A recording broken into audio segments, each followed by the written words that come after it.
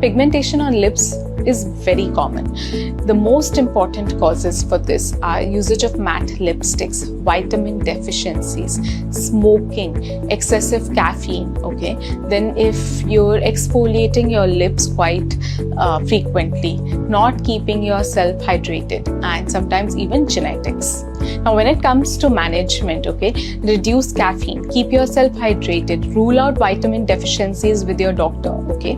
Then use gel or liquid based lipsticks, do not use matte ones. Now to reduce this pigmentation, okay, reduce all the things that I mentioned as the causes, okay? Then start using sunscreen religiously, reapply the sunscreen after every 2 to 3 hours.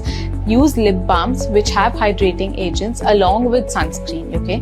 You can use the sunscreens like zinc oxide or titanium dioxide. Then at night you can use some agents like alpha-arbutin, kojic acid, okay? That will help reduce the pigmentation. In-clinic treatments like chemical peels and lasers and skin boosters are extremely helpful in resolving this condition in long term.